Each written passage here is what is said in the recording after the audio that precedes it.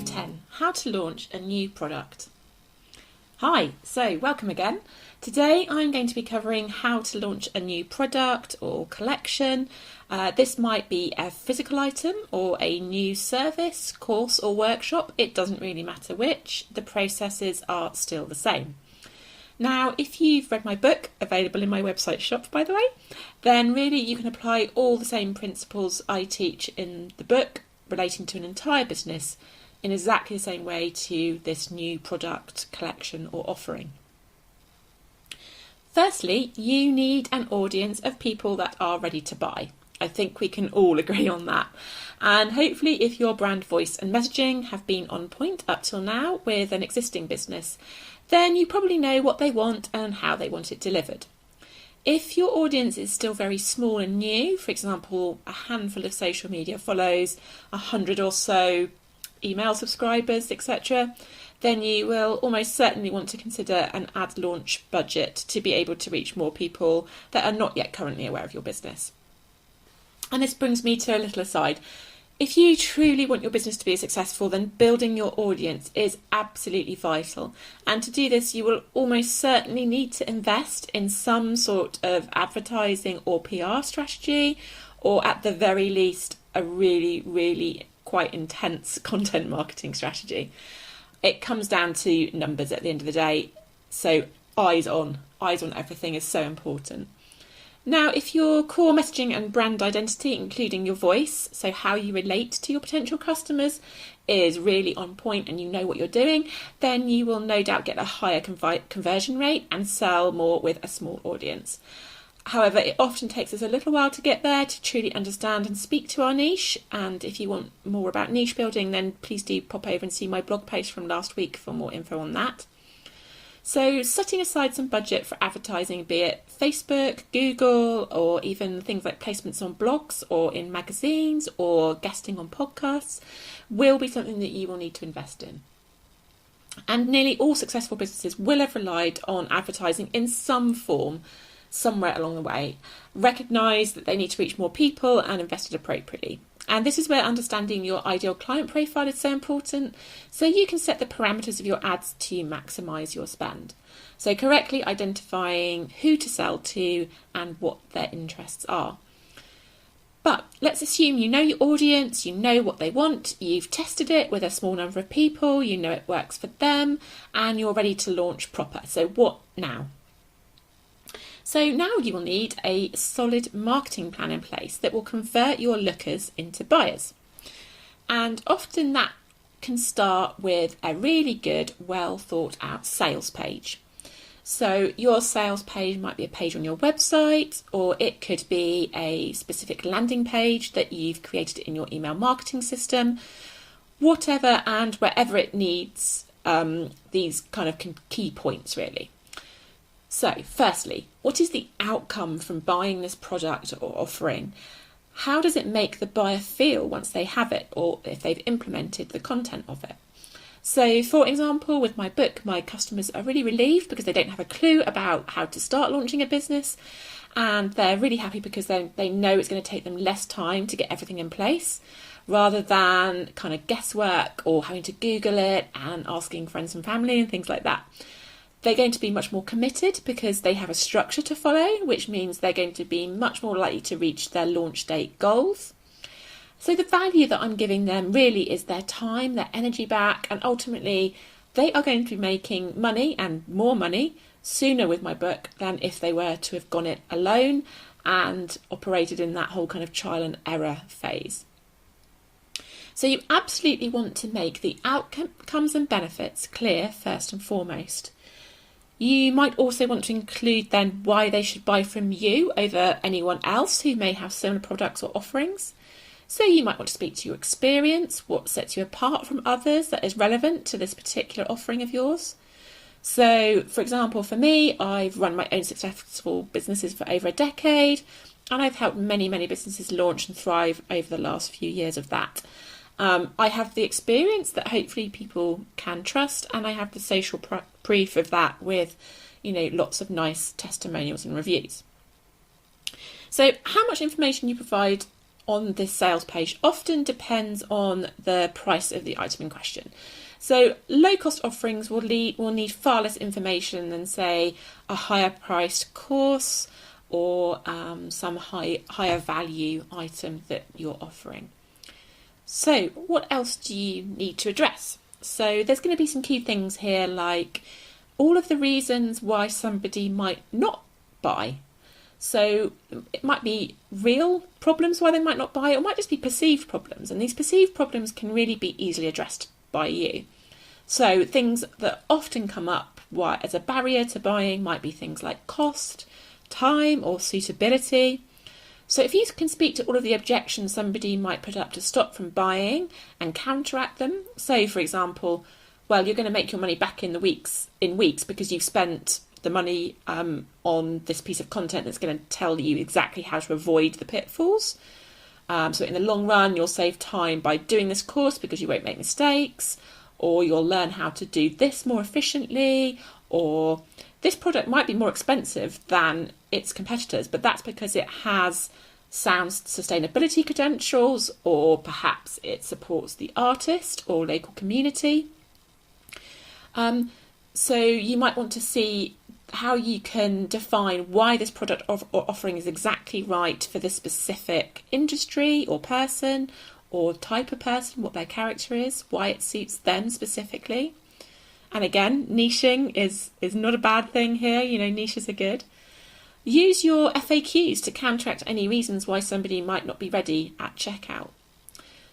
For smaller cost items, I would really advise that you don't waffle on too much. People just often want to find the thing, hit purchase and have it straight away. They don't want to go through endless salesy pages of info when they have probably already decided to buy that item already. So you might actually be hindering and preventing sales by making it too long and waffly, or having lots of kind of funnily things which people get fed up with. So some top tips.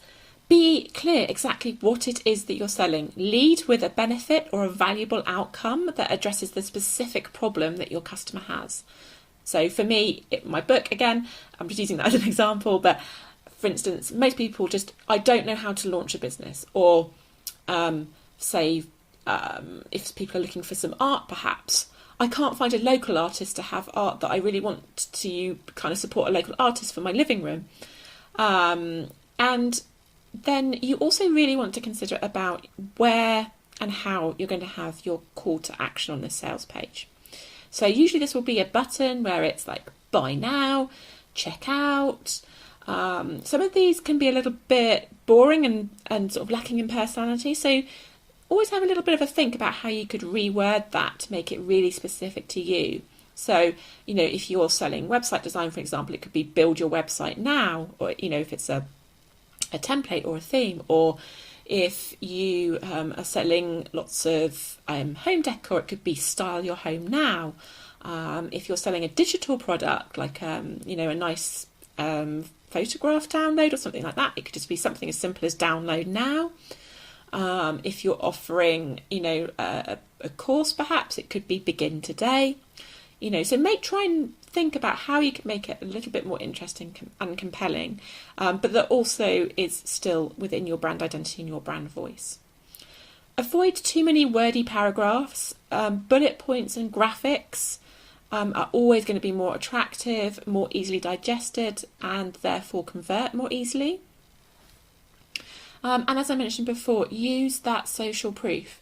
So getting testimonials and reviews from your testing phase and then adding to them as and when you can gather more as you sell more of this product. These are always going to be one of the most compelling tools in your sales arsenal. Real people, real customers saying how much they love the item, the quality, how it made them feel, and what the benefit was to them personally. These are all incredibly valuable things to use on a sales page and will do more for you than any long description of what the product is ever will. So some really, really good helpful tips there, I hope, for you. Make sure also that the sales page is really easy to use and it works on all devices. It sounds simple, but let's face it, most of us buy on our mobile phones these days.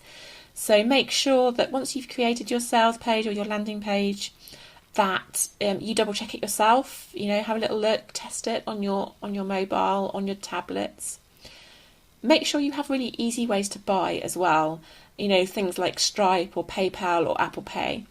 If people have to get up and go and find a credit card, this will be a barrier to some of your sales. It's just a fact. If people are in the moment and they feel that they're ready to buy and they can do it with a simple tap, then that is going to just convert so much better than having to fill out, a long login form or account form and things like that.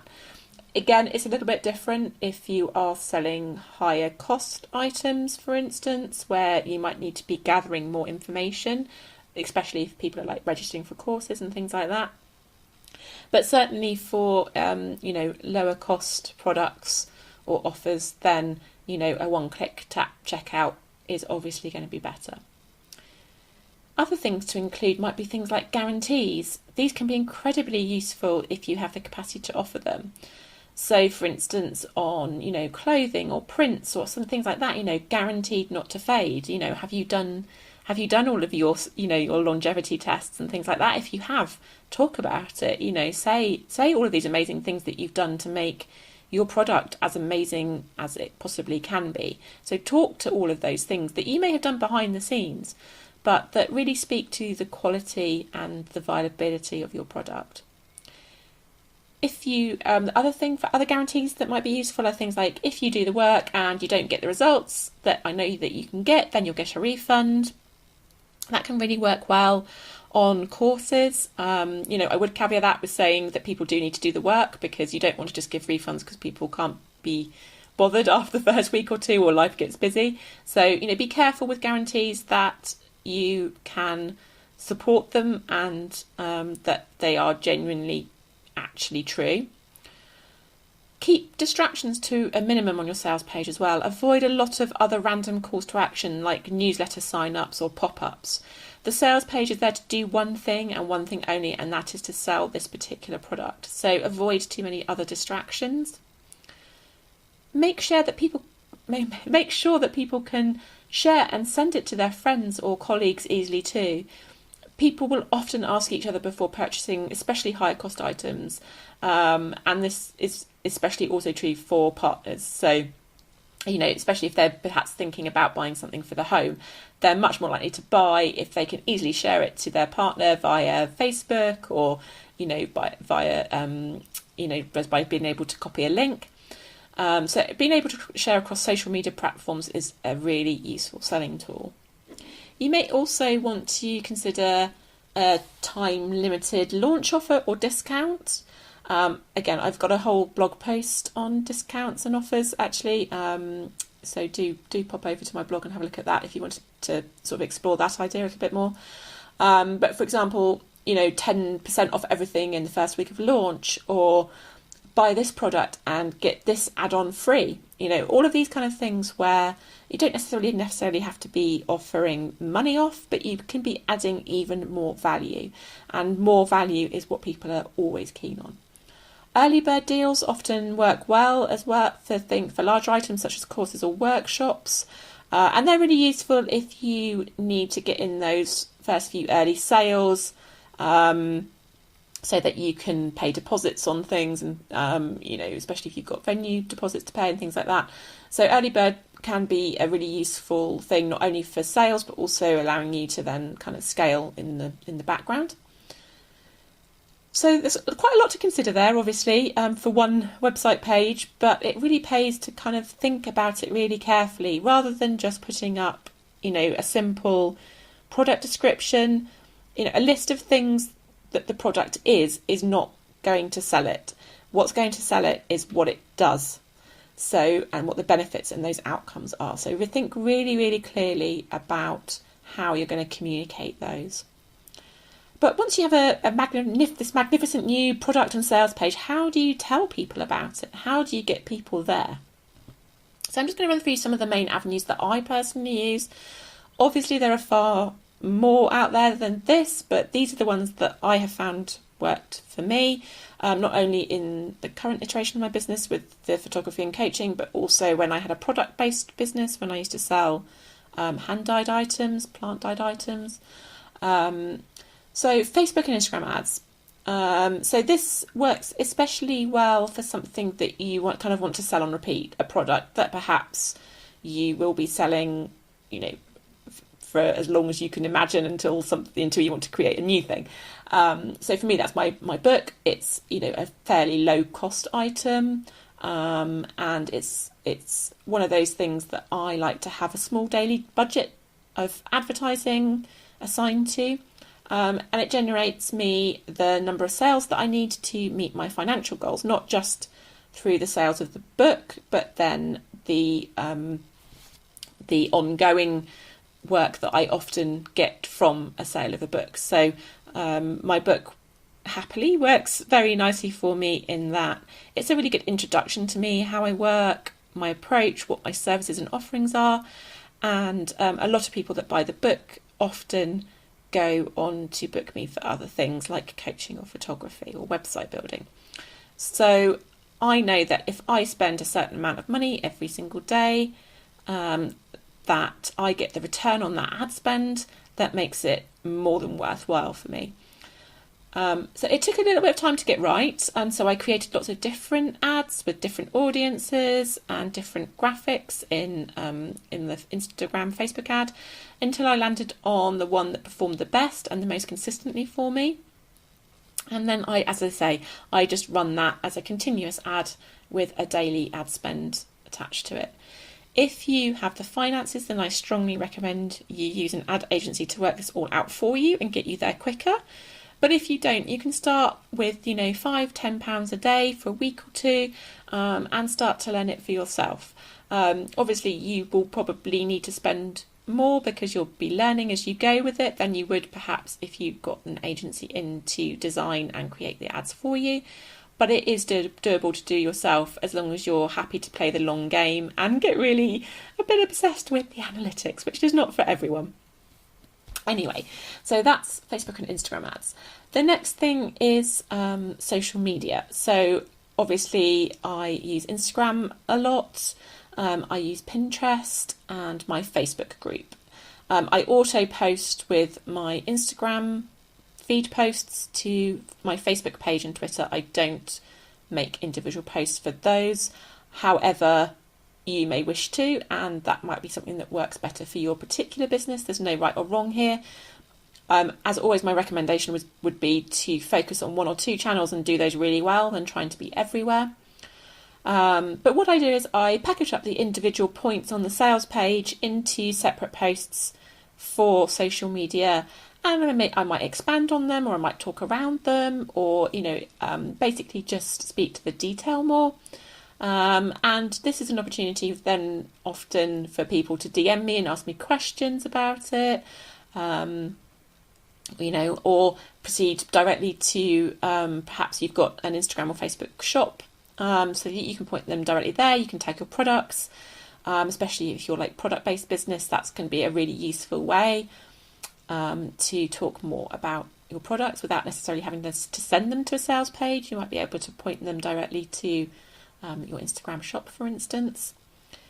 The next thing is my blog and my podcast. So again, I speak to all of the points that I've been talking about that I would include on my sales page, but I might expand around a topic. I might talk around a topic or a complementing topic, and put my own stamp on it all as much as I possibly can. Again, getting my brand voice, my brand identity, talking more about the type of clients that I work with, talking about who my products are for, and basically all of the amazing outcomes that we discussed before and the benefits.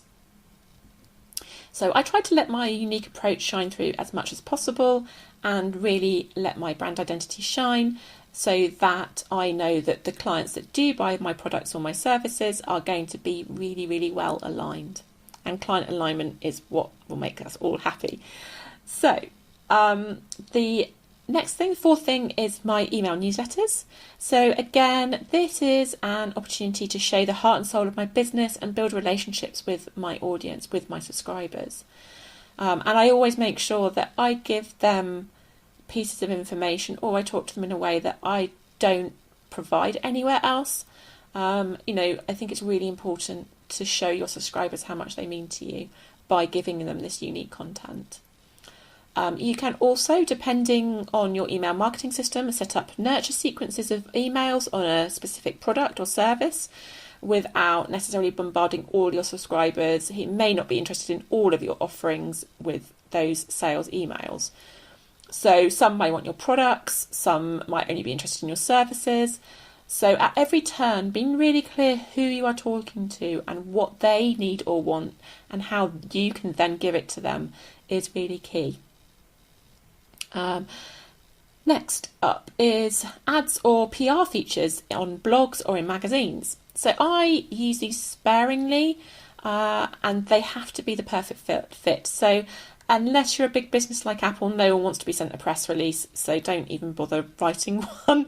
No one's going to be interested. What you want to do is consider paying for features on properly aligned outlets.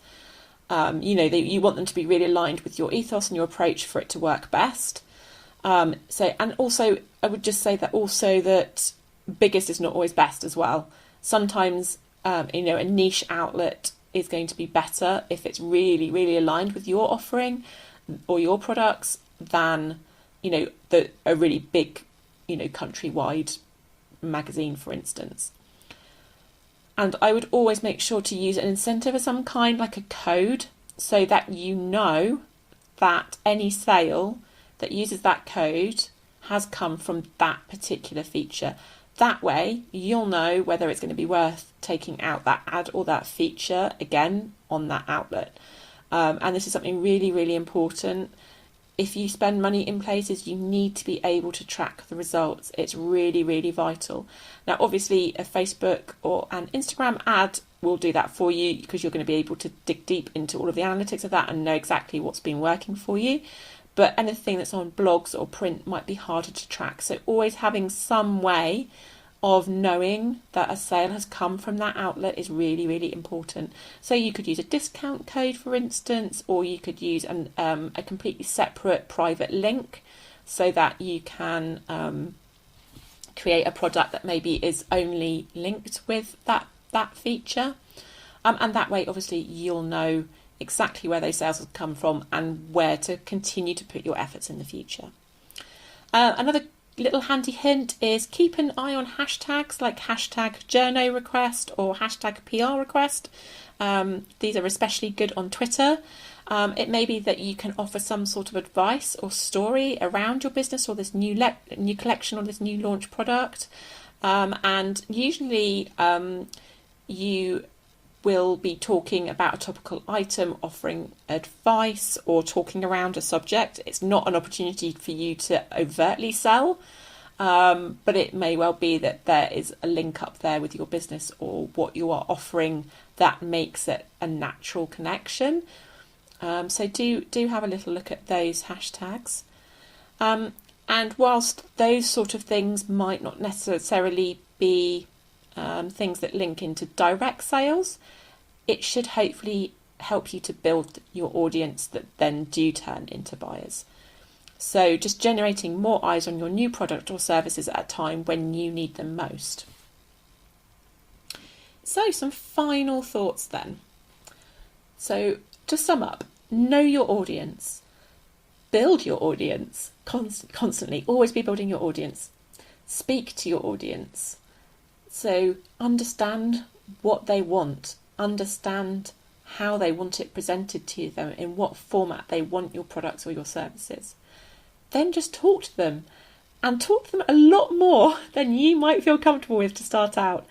You need to sell to people to sell things, and I know this is going to be a really big hurdle for some of you, and it was for me as well in the early days, because selling often feels icky, especially to creative people.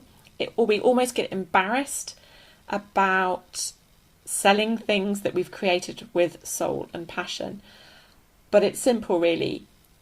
Just approach it in a way that feels honest and authentic to you, and you cannot go wrong.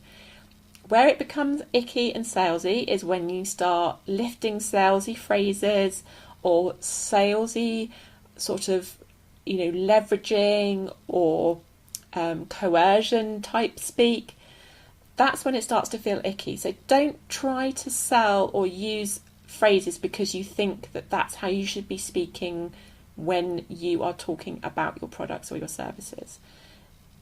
Read out what you write in your posts. If you read it aloud and it sounds like you, then you know that that's authentic. If you read it out loud and you start to cringe, then you know that maybe you need to reword it.